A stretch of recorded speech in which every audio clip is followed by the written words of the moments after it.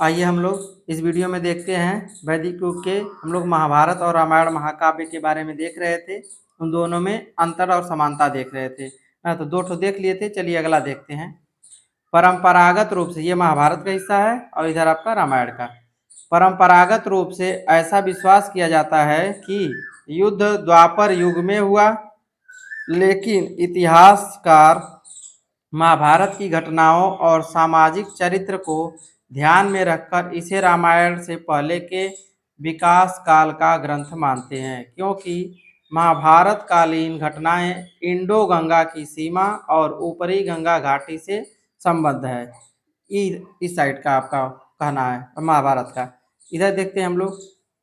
परंपरागत रूप से यह माना जाता है कि राम त्रेता युग में रहते थे, जो कि महाभारत से पहले का काल था, लेकिन चूंकि रामायण की घटनाएं पूर्व की ओर गंगा घाटी के मध्य घटित हो रही थी और रामायण की भाषा ज़्यादा परिष्कृत थी तथा उसकी संकल्पना का संबंध बाद के समाजों से ज़्यादा निकट था, इतिहासकार रामायण को महाभारत के बाद का काल का ग्रंथ मानते हैं। चलिए आगे देखते हैं हम लोग। ऋग्वैदिक संस्कृति के विभिन्न पहलू। विभिन्न ऋग्वैदिक स्थितियों के आधार पर ऋग्वैदिक जीवन के राजनीतिक, सामाजिक और आर्थिक पहलुओं पर निकाले गए निष्कर्षों की चर्चा आगे की गई है। इसको हम लोग अच्छे से देखेंगे, ठीक है। चलिए देखते हैं हम लोग ऋग्वैदिक आर्यों का राजनीतिक जीवन। उस समय का राजनीतिक जीवन कैसा था। ऋग्वैदिक समाज एक आदिवासी समाज था। यहाँ पे इसको नोट कर लीजिएगा, परीक्षा के लिहाज से आपका सही रहेगा। ऋग्वैदिक समाज एक आदिवासी समाज था और उनके लोग अर्धघुमंतु जीवन जीते थे। मतलब अर्धघुमंती मतलब कुछ लोग निवास करके रहते थे, कुछ लोग घूमते फिरते थे, यहाँ वहाँ आते जाते थे। आर्य जनजातियाँ जन कहलाती थी। जो आर्य जनजाति थी, जिसको पीछे हम लोग बता चुके हैं कि उनके बीच में बहुत लोकोक्तियाँ हैं, मतलब बहुत लोग अपनी अपनी विचार रखते हैं कि वो कहाँ से आए हैं, कहाँ के हैं, ठीक है, कौन है, सब बता चुके हैं। तो इसमें आर्य जनजातियाँ जो थी उनको क्या कहा जाता था, जन कहलाती थी। उनका प्रमुख राजन गोपति या गोप गायों का रक्षक कहलाता था। उनका जो रक्षक था मतलब प्रमुख था, उसको गोपति, राजन, गोप या गायों का रक्षक कहलाता था। 3 नामों से बुलाते थे। मुख्यतः रानी महिषी कहलाती थी।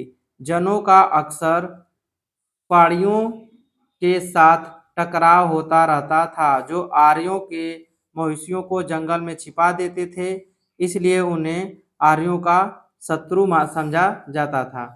अपने मवेशियों को वापस पाने के लिए वैदिक देवता इंद्र का आह्वान किया जाता था और बहुत से युद्ध जैसे गविष्ठी, गवेषणा, गोसु या गव्यात गायों को ढूंढने के लिए आर्यों व पहाड़ियों के बीच लड़े गए।